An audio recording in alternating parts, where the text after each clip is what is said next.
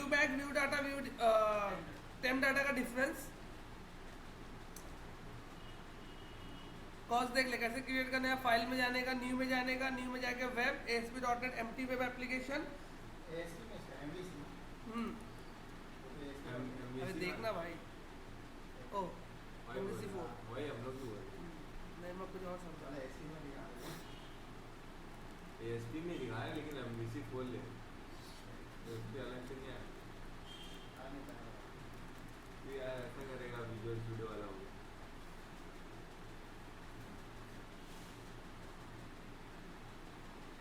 Empty application Razor okay.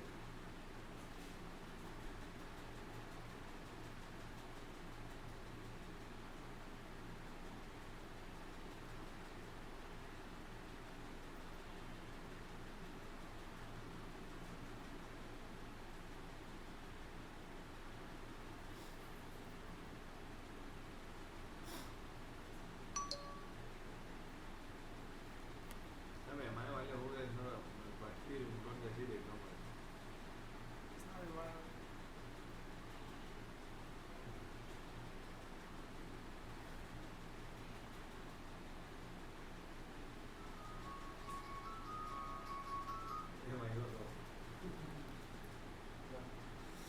तो ये क्या, मैं एम्प्टी एप्लीकेशन क्रिएट कर दिया। मैं क्या करता हूँ, एक कंट्रोलर क्रिएट करता हूँ। मेरे को टेस्ट करना है व्यू बैक, व्यू डाटा और टेम्प डाटा। तो होम कंट्रोलर ले लेता हूँ मैं।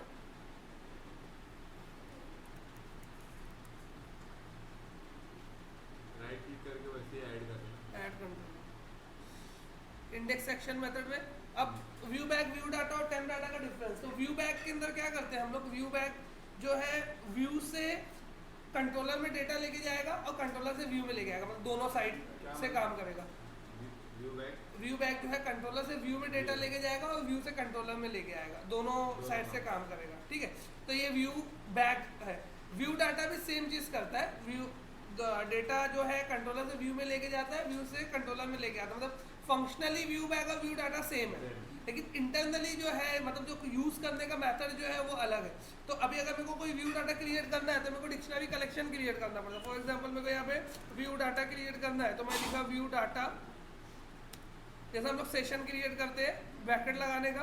व्यू डाटा में सेशन वेरिएबल का जैसे हम लोग नेम देते हैं, सेशन वेरिएबल, व्यू स्टेट जो हम लोग क्रिएट करते थे पहले वो। तो यहाँ पे वैल्यू मैं कुछ भी लिख दिया। फॉर एग्जांपल मैं लिखा ABC, ये मेरे वेरिएबल का नेम हो गया। अब इसमें मैंने स्टोर कर दिया मेरा नेम।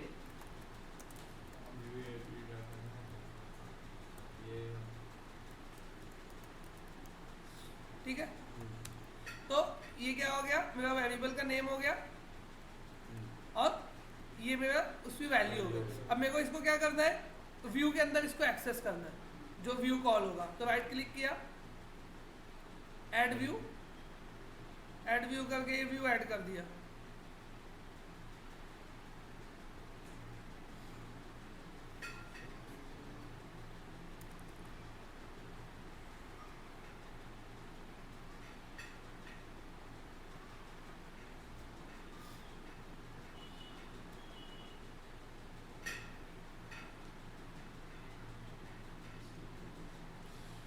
तो यहाँ पे H2 लिया मैंने। मेरे को फॉर एग्जांपल वही जो नेम है प्रिंट करना है, तो ये व्यू बैक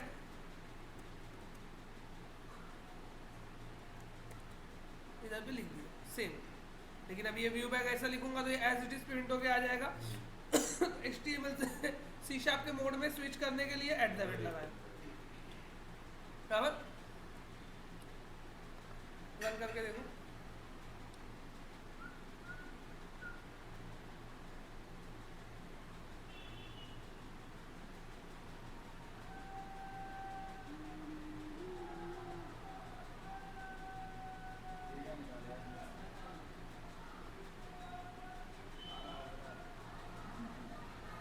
चालू है लो, क्या कुछ है क्या, ईद मिलाद खत्म।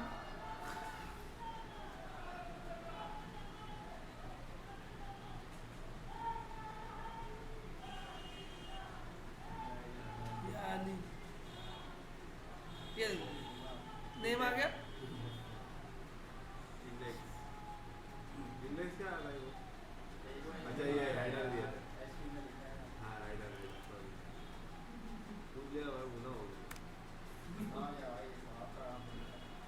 में गुना 2 दिया।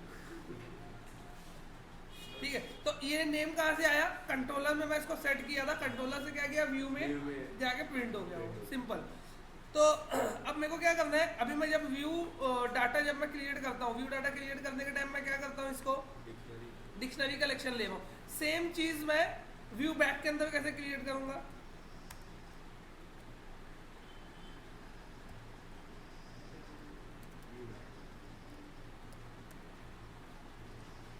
व्यू बैक लिखा मैं, ठीक है।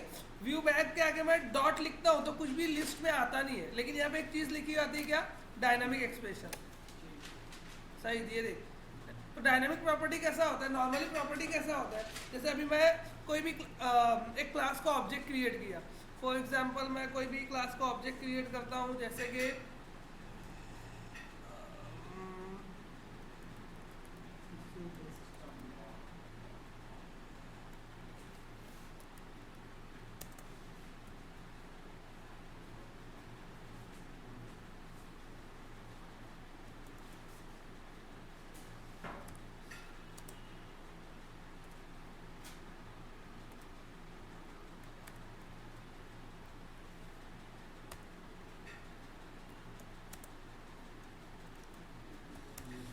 स्ट्रिंग बिल्डर क्लास का ऑब्जेक्ट क्रिएट किया मैं, ठीक है।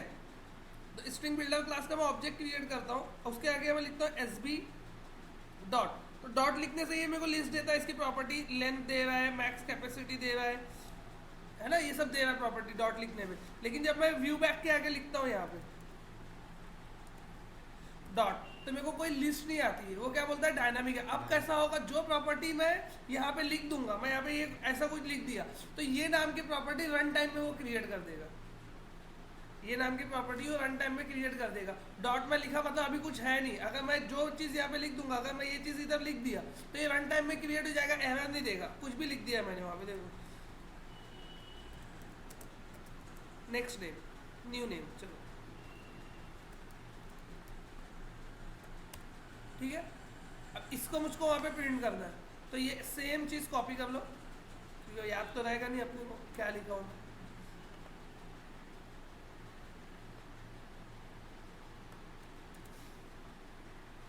तो देखो प्रोग्राम में एरर नहीं आएगा, जबकि ये कोई प्रॉपर्टी नहीं है ना, डॉटनेट के अंदर है ना, मैं बनाया हूँ, कोई प्रॉपर्टी मैंने बनाया नहीं, लेकिन फिर भी वो रन टाइम में प्रॉपर्टी क्रिएट करेगा, उसमें वैल्यू डालेगा और उसको भेजेगा व्यू के अंदर। तो ये डायनामिक प्रॉपर्टी,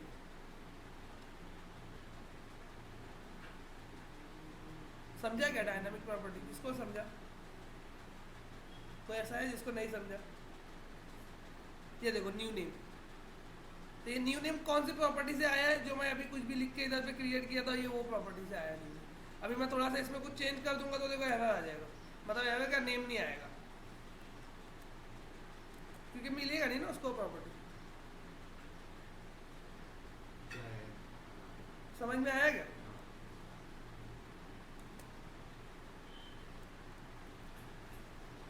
तो कोई ढंग का नाम दे देते हम लोग यहाँ पे। अब एक चीज दोनों में डिफरेंस तो समझ में आ गया, व्यू बैक में डिक्शनरी कलेक्शन से हम लोग डेटा सेव करते हैं, और व्यू बैक के अंदर हम लोग डायनामिक प्रॉपर्टी से डेटा सेव करते हैं। लेकिन अब इसके अंदर क्या है, यहाँ पर एक चीज और, एक चीज ये है कि दोनों में कनेक्शन क्या है। देखो कनेक्शन में बताता हूँ, गौर से जरा देखो।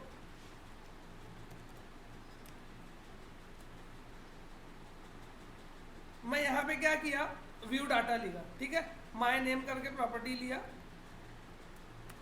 सिर्फ इतना। व्यू डाटा डिक्शनरी कलेक्शन क्या क्रिएट किया, माय नेम, और यहाँ पे फहद मोमिन सेव कर दिया। अब इधर पे आया तो आइडियली मेरे को क्या यूज करना चाहिए, इधर पे व्यू डाटा, क्योंकि मैं उधर से व्यू डाटा के अंदर वैल्यू डाला हूँ, तो मेरे को यहाँ पे ऐसा कुछ लिखना पड़ेगा ना जो वहां पर लिखा हुआ है,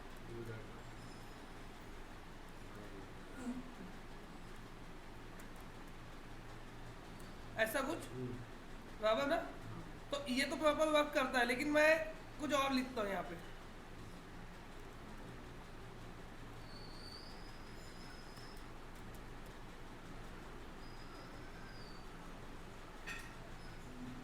समझ में आ रहा है क्या किया मैं, वहां पे वैल्यू माय नेम करके डिक्शनरी कलेक्शन में व्यू डाटा में डाला, और यहाँ पे वैल्यू किससे एक्सेस कर रहा हूँ, व्यू बैक से। देखो एक्सेस होता है क्या,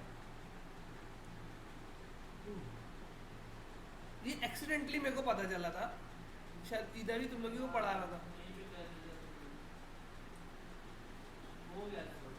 हो गया। मतलब अपने ऐसा एक्सपेक्ट कर रहे थे नहीं होगा लेकिन हो गया। कुछ समझा? इंटरनली दोनों जो है सेम डिक्शनरी कलेक्शन के अंदर वैल्यू डालते हैं। मतलब तुम चाहे व्यू डाटा से क्रिएट करो तो भी वही इधर डिक्शनरी कलेक्शन में आएगा, व्यू बैक से करोगे तो भी डायनेमिक प्रॉपर्टी से वही डिक्शनरी कलेक्शन में आएगा। तो मैं क्या किया, व्यू डाटा से डिक्शनरी कलेक्शन में वैल्यू डाला और व्यू बैक से निकाल लिया। तो ये चीज समझा क्या सेम डिक्शनरी कलेक्शन में कैसे। मैं यहाँ पर कंट्रोलर में क्या क्रिएट किया हूँ, मैं कंट्रोलर के अंदर मैं क्रिएट किया हूँ डिक्शनरी कलेक्शन व्यू डाटा, और इंडेक्स के अंदर मैं क्या एक्सेस किया हूँ व्यू बैक डॉट वो डिक्शनरी कलेक्शन का नेम लिख दिया मैं प्रॉपर्टी के आगे।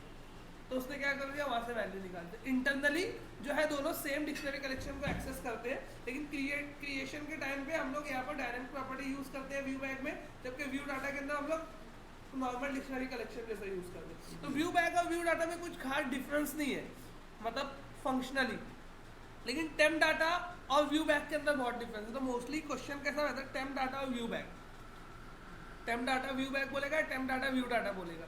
व्यू बैक व्यू डाटा जल्दी नहीं रहेगा, लेकिन एक्सप्लेन करना था तो इसके लिए मैं उसको भी साथ में डाल दिया।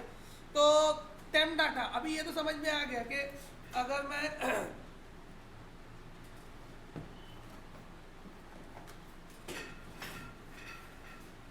ये मेरा व्यू है, ये मेरा कंट्रोलर है, तो कंट्रोलर से व्यू में वैल्यू लेके जाने के लिए मैं व्यू बैक यूज करता हूँ, व्यू डाटा यूज करता हूँ, ठीक है। रिटर्न लाने के लिए भी सेम है, व्यू बैक व्यू डाटा, बराबर। अब मेरे को एक कंट्रोलर से दूसरे कंट्रोलर में वैल्यू लेके जाना है, कंट्रोलर टू कंट्रोलर वैल्यू लेके जाना है, एक एक्शन मेथड से दूसरे एक्शन मेथड के अंदर। तो मैं क्या करूंगा उस टाइम पे टेम्प डाटा यूज कर, एक कंट्रोलर से दूसरे कंट्रोलर में भी लेके जा सकते हो तुम रिडायरेक्ट करके, ठीक है। व्यू बैक से नहीं जाएगा।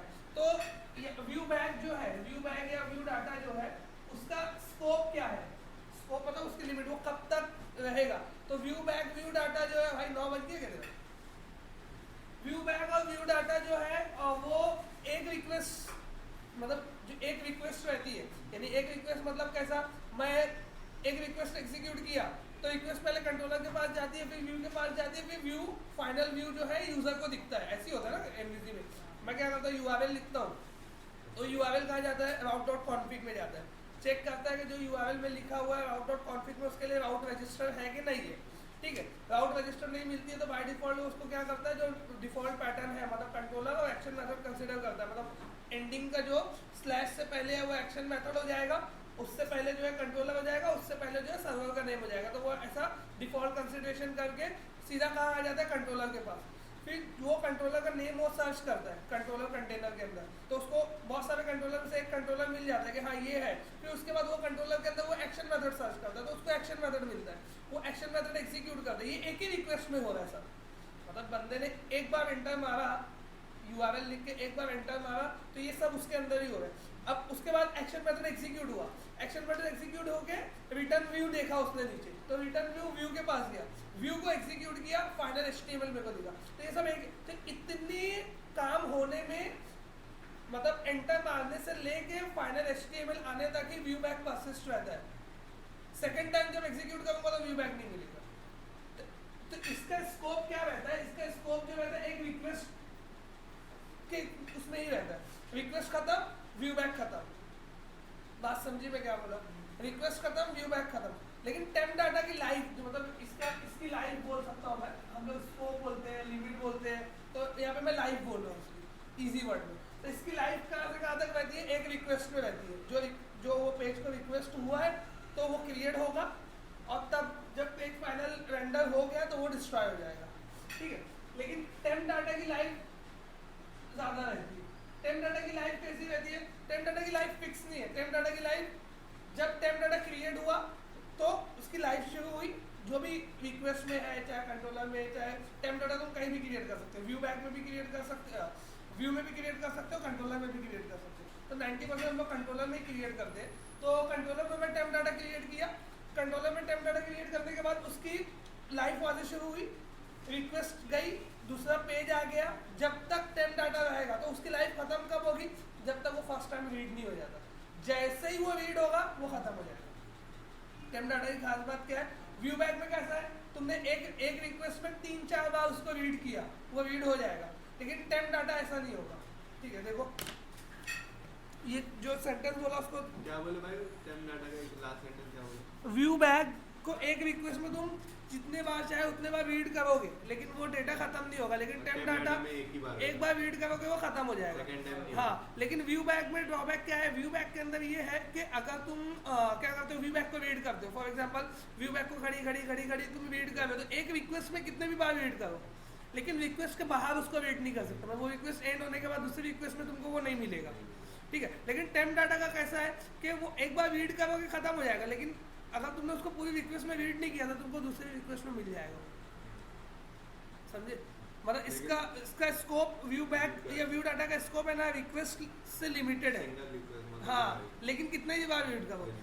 टेम्प डाटा का स्कोप कैसा है कि एक ही बार रीड होगा, लेकिन उसका रिक्वेस्ट से बाहर भी उसका रीड कर सकते हो।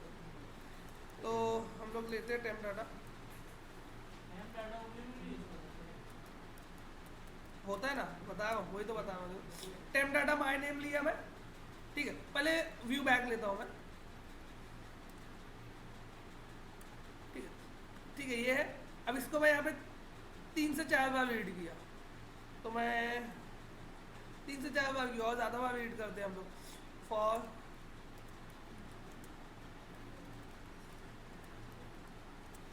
इन I equals 1 semicolon, I less than और इक्वल्स ज़्यादा हो जाएगा 10 सेमीकोलन, I प्लस प्लस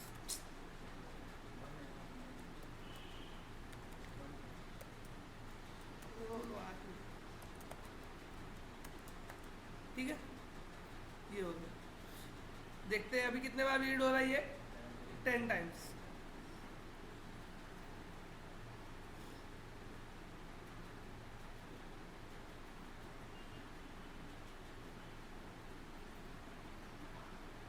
बराबर 10 टाइम्स रीड हुआ, कोई एरर नहीं आया, कुछ नहीं। अब यही चीज़ को हम लोग टेम्प डाटा में कन्वर्ट कर देते हैं, तो इधर पे टेम्प डाटा लिख दूंगा मैं,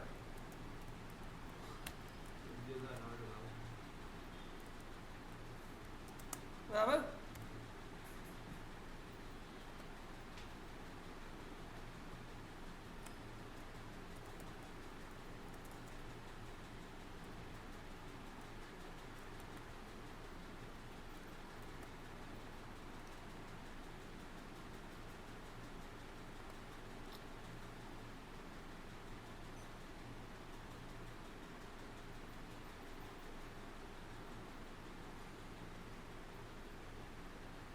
ये क्या मस्ती,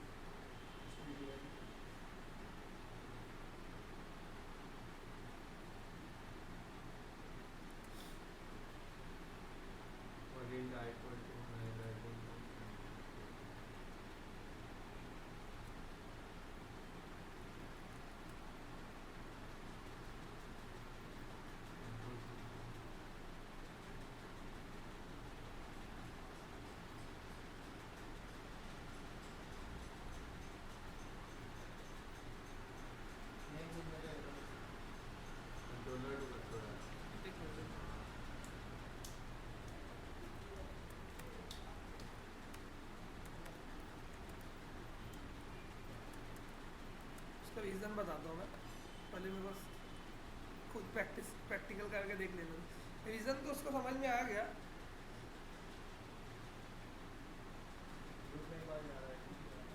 नहीं वो लूप ऑप्टिमाइजेशन तो नहीं हो रहा था, वो देख रहा था मैं। लूप ऑप्टिमाइजेशन में कैसा होता है, सेम कोड है, अगर तुमने काउंटर वेरिएबल नहीं डाला उसके अंदर कहीं भी, तो सेम कोड लिखा है तो एक बार इवेल्युएट करता है, फिर नेक्स्ट टाइम इवेल्युएट नहीं करता। हाँ, वो उसके लिए मैं उसको देखूँ।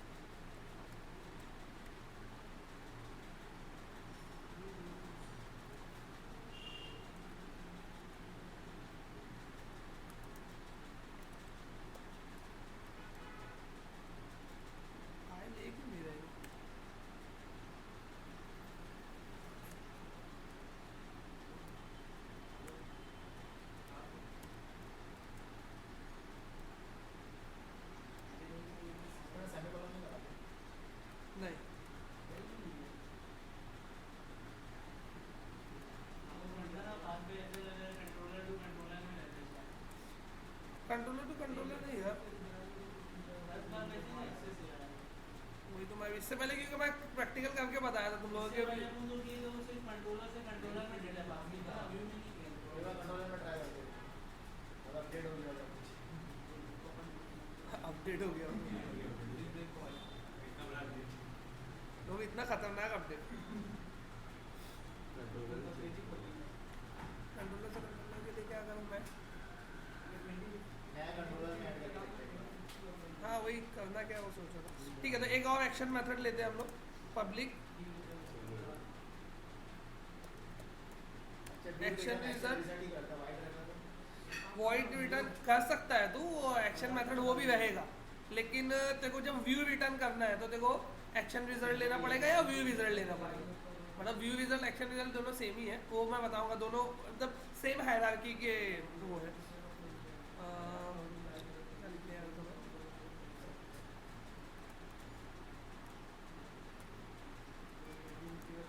जितना मेथड बनाया सबका अलग अलग व्यू बनेगा। हाँ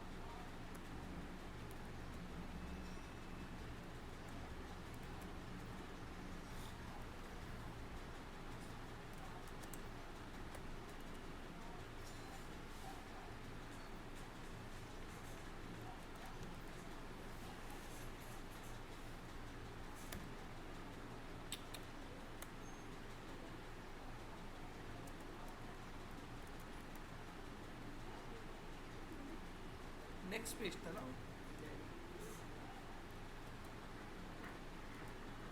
ऑलरेडी नेक्स्ट मंथ पे लेना है। अभी मैं नेक्स्ट पेज पे कोड कर रहा हूँ।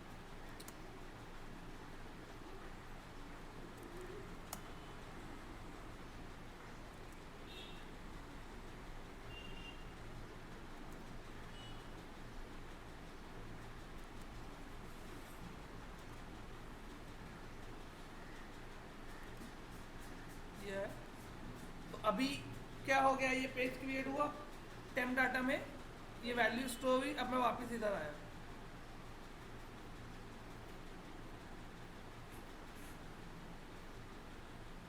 अब आना चाहिए error, हाँ error आ गया, क्योंकि वो ऑलरेडी वहाँ पे रीड हो चुका है, तो अब ये एक मरतबा भी उसको रीड करने नहीं दे रहा है, डायरेक्ट नल दे रहा है। कमेंट कर देंगे पहले इंडेक्स वाला, क्या? इंडेक्स वाला कमेंट कर देंगे तो यहाँ भी यूज हो जाएगा। हाँ इंडेक्स में मतलब अगर मैं यूज हाँ उसको कमिट कर दिया, मतलब वहाँ पे यूज नहीं करूँगा तो इधर पे यूज होगा। ये देखो मतलब वो एक बार रीड करके मल्टीपल टाइम यूज कर रहा है।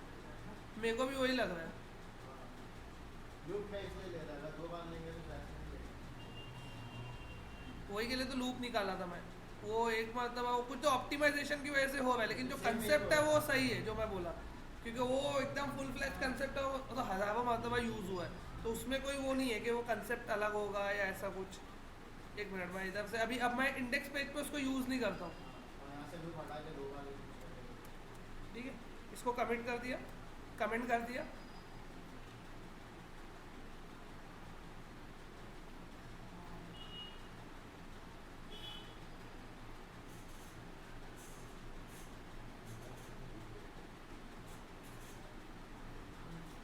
वहाँ भी मल्टीपल टाइम्स वो मतलब एक व्यू में वो यूज़ कर लेता है।